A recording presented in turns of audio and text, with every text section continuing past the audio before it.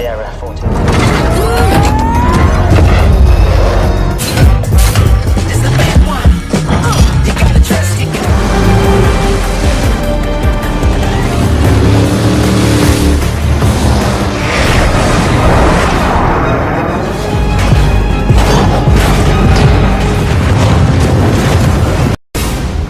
Satu dua tiga tiga dua satu.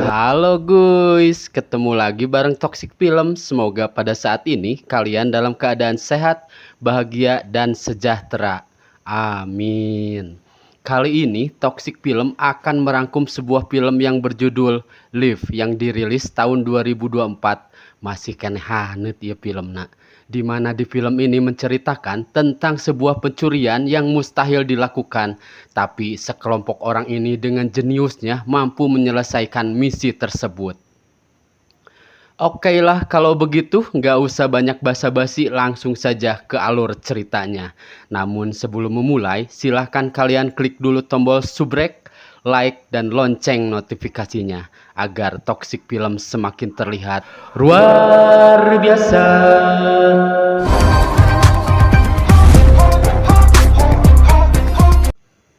Di sebuah kota yang bernama Venesia, pada saat ini telah melakukan suatu pelelangan di mana semua tamu undangannya diharuskan memakai topeng.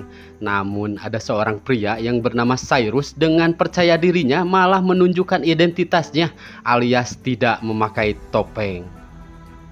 Dalam pelelangan ini, sejumlah personil Interpol telah mengawasi pelelangan tersebut yang dipimpin oleh seorang wanita yang bernama Abby. Karena Cyrus pada saat ini merupakan seorang buronan Interpol dan diduga akan beraksi di tempat tersebut. And the friend's mom. Di tempat itu ternyata terdapat barang buatan orang yang disebut dengan nama N8. Barang tersebut merupakan sebuah NFT yang telah diciptakan oleh orang yang dikenal dengan nama N8 tersebut. N8 memilih untuk tidak menunjukkan jati diri aslinya karena itu akan menaikkan harga barang yang diciptakannya. Barang tersebut merupakan sebuah topeng yang dilengkapi dengan banyak kamera dan dapat membuat NFT secara langsung. Will be generated from a live 30-second feed. Inspired by Vincent van Gogh, the digital artist, this mask will create the NFT. Melihat karya seni buatan N8 yang sangat di luar nurul, Cyrus pun langsung membuka harga di angka yang sangat fantastis, yaitu di harga $12 juta. Mengetahui kecanggihan dan keunikan karya N8 itu membuat orang-orang yang ada di tempat tersebut saling membuka harga tinggi, dan pada akhirnya si Cyrus memenangkan pelelangan tersebut dengan harga $20 juta. Namun tak lama setelah barang-barang tersebut dimenangkan oleh si Cyrus, namun tiba-tiba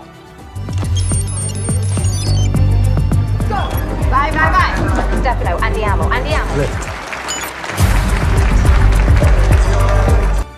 tak disangka ternyata semuanya adalah akal-akalan si Cyrus untuk mencuri topeng tersebut dan beberapa barang antik di pelelangan itu. Cyrus nyatanya tak sendiri untuk melakukan aksinya itu guys. Ada beberapa ahli dalam kelompoknya tersebut. Ada si Magnus yang bertugas untuk pembobolan brankas, Camilla yang ahli sebagai supir kendaraan apapun, Danton yang ahli dalam hal penyamaran, dan si Misun si cewek blasteran Korea yang ahli dalam peretasan, dan yang terakhir ada si Luke si tukang insinyur yang mirip MacGyver alias segala bisa.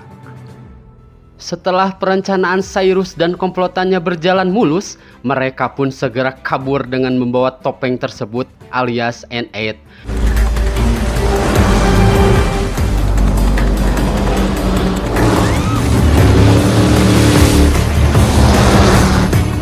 Mengetahui hal itu, Abby pun tak tinggal diam dan mengerahkan pasukan Interpolnya untuk mengejar Cyrus.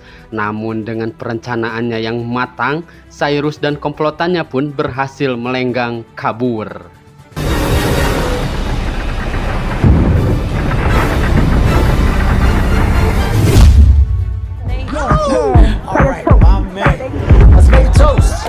Setelah sampai di tempat pelariannya, yaitu di sebuah kapal pesiar, kini kita bisa melihat wajah asli dari N8 tersebut. Cyrus pada saat itu menepati janjinya pada N8 dengan membeli NFT karyanya senilai 20 juta dolar. Mendengar hal itu, N8 pun senang bukan kepalang. Party sampai sengklek. Just wanna have a good night. Hold up. Yeah, players poker. About to catch another fight.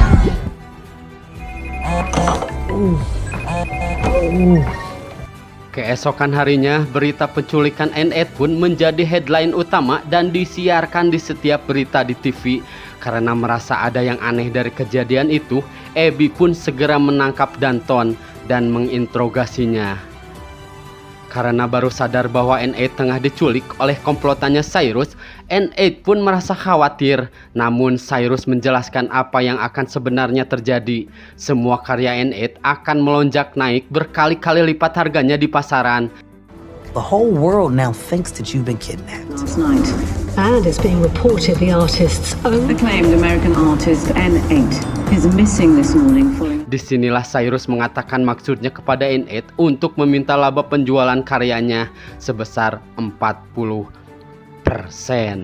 Mendengar hal tersebut, N8 pun menjadi lega dan mengiyakan perkataan Cyrus tersebut.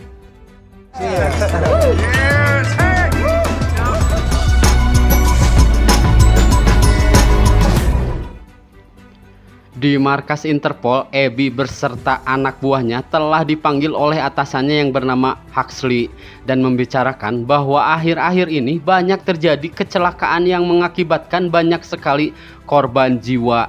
Setelah diselidiki lebih lanjut, ternyata itu akibat ulah dari orang yang bernama Lars Jorgensen. Karena dari setiap kejadian tersebut, si Jorgensen ini banyak sekali mendapatkan keuntungan yang membuat saham perusahaannya naik pesat. And Jorgensen would make billions of it. Huxley pun mengatakan bahwa beberapa hari yang lalu Jorgensen melakukan pembicaraan penting dengan kelompok peretas Leviathan tentang serangan besar-besaran yang akan dilakukan oleh kelompok tersebut dan dapat mengakibatkan jutaan orang meninggoy alias tewas. Huxley mengetahui bahwa dalang aksi tersebut adalah Jorgensen dengan membayar kelompok Leviathan senilai 500 juta dolar dalam bentuk emas. Mengetahui hal itu, Huxley pun meminta Abby untuk bergabung dengan komplotan Cyrus untuk bekerja sama pada misi selanjutnya. Karena Huxley mengetahui bahwa Abby merupakan mantan kekasih Cyrus. Sahanu apal kitu tah si Cyrus bisa luluh ku si Abby.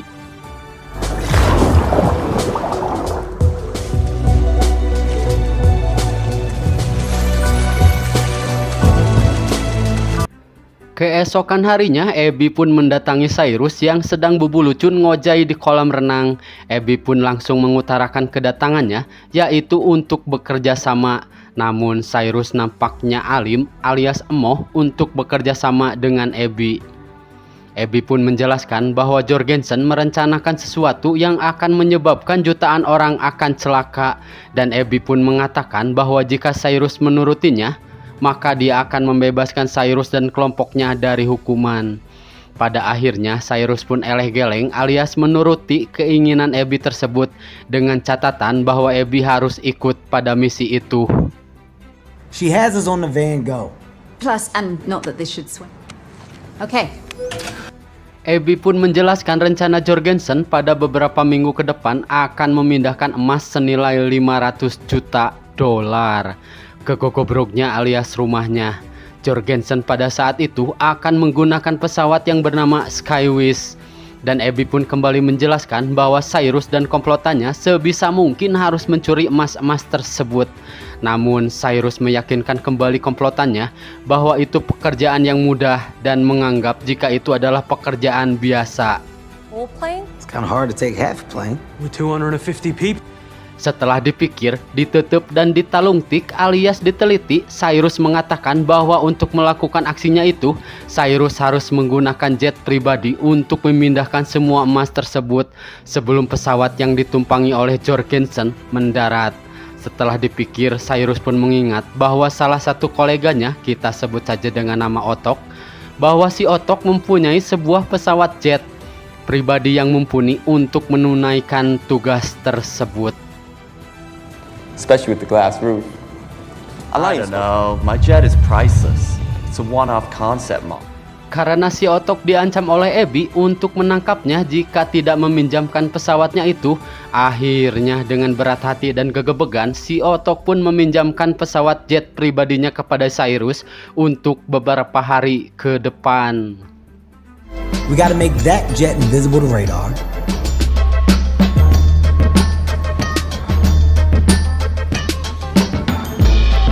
Mereka pun memodifikasi pesawatnya si Otok dengan sedemikian rupa agar tidak terdeteksi oleh radar pesawat yang ditumpangi oleh Jorgensen sehingga mampu terbang tepat di bawah pesawat tersebut.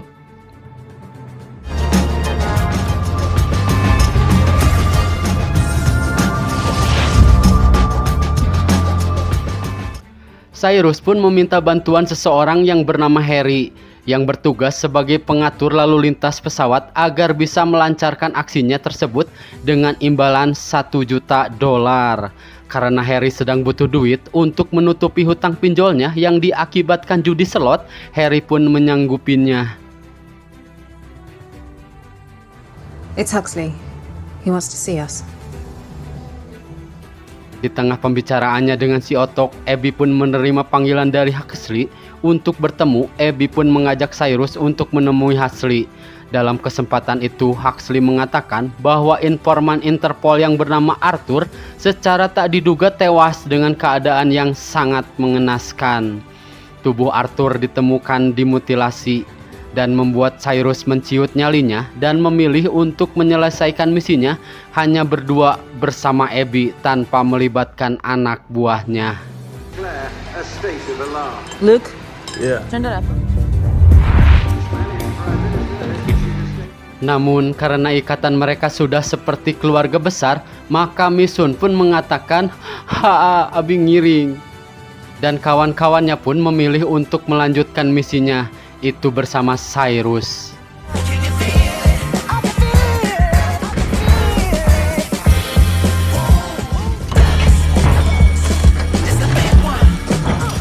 That's good. You can handle a short, snowy runway on the outside.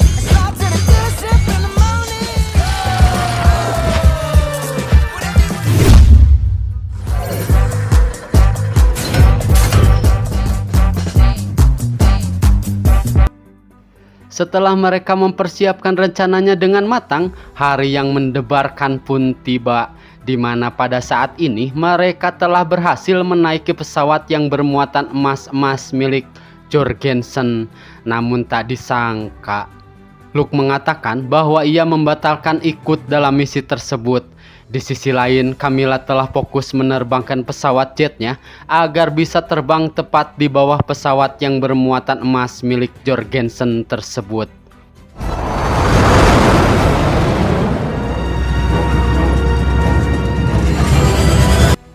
Setelah dirasa timingnya tepat, Harry pun beraksi yang mengatakan kepada pilot akan terjadi guncangan di sebuah puncak pegunungan.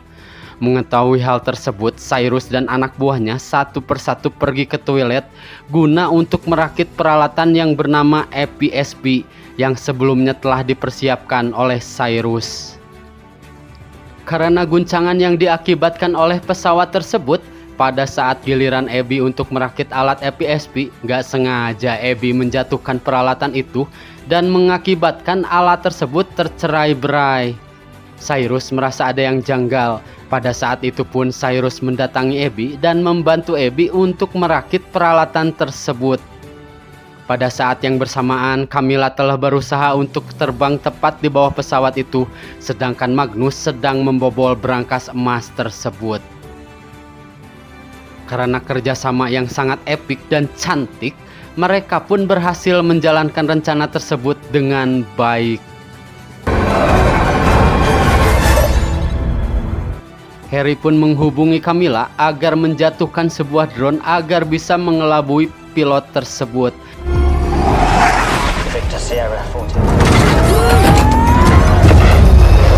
Melihat ada yang ganjil, para anak buah Jorgensen pun segera mengamasi barang-barangnya dan mengambil sebuah pistol yang telah mereka simpan sebelumnya.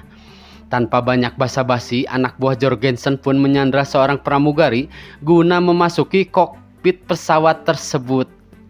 Melihat hal itu, Cyrus dan Abby pun mencoba untuk menghentikan aksi para anak buahnya Jorgensen. Dan tiba-tiba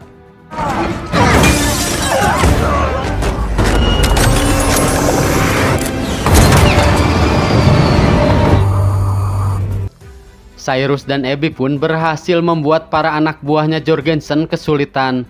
Karena perkelahian tersebut membuat pesawat yang mereka tumpangi harus segera mendarat darurat di sebuah dataran es. Dan tiba-tiba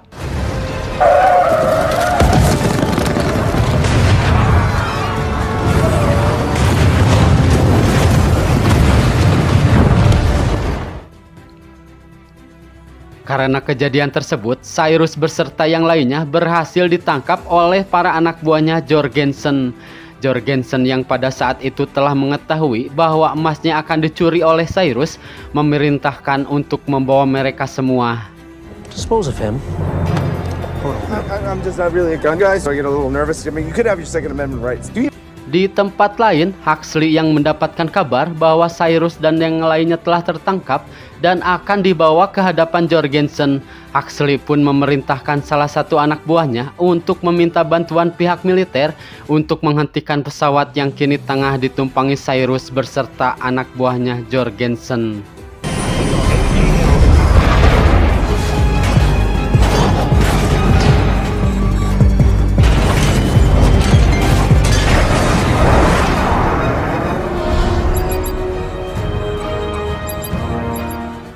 Pada saat itu, Babangus Huxley memerintahkan pihak militer untuk menembak jatuh pesawat jet tersebut. Namun untungnya Harry memberitahukan kepada pihak militer bahwa di dalam pesawat tersebut terdapat warga sipil. Mendengar hal tersebut, pihak militer pun mengurungkan niatnya. Weapons hot. Unidentified. Perkelahian pun antara Cyrus dan para anak buahnya Jorgensen pun tak dapat terhindarkan lagi. Yang pada akhirnya Cyrus dan kawan-kawan pun berhasil membalikkan keadaan dan mendaratkan pesawat tepat di halaman rumahnya Jorgensen.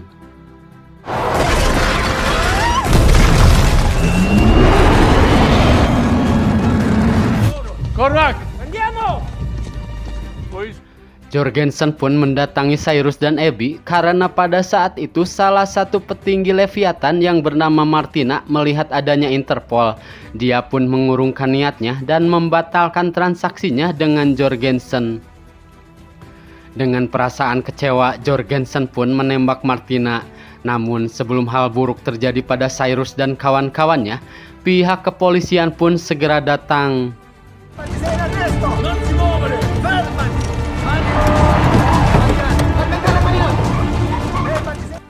Karena pihak polisi mengira bahwa pihak Cyruslah yang penjahat, Misun pun menayangkan kembali kejadian penembakan yang dilakukan oleh Jorgensen. Tak lama setelah itu, pihak Interpol pun mendatangi tempat tersebut. Karena sebelumnya Abby mengetahui bahwa Huxley ingin menembak jatuh pesawat yang ia tumpangi, pada saat itu pun Abby mengundurkan diri dari kesatuan Interpolnya dan memutuskan untuk bergabung bersama Cyrus, dan mungkin mereka bisa CLBK alias celebek.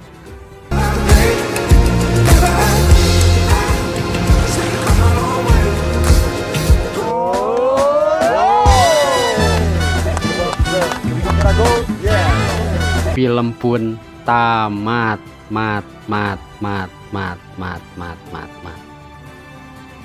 Pesan yang bisa kita ambil dari film tersebut adalah tongsok gumejlek ku barang batur, syukuri yang ada, nikmati yang ada, dan berusahalah. Asa nggak nyambung pesan-pesan teh, tapi oke lah. Terima kasih kepada kalian yang sudah mengklik video ini. Semoga awal dan akhir yang bahagia selalu menyertai Anda. Sayonara, see you next film.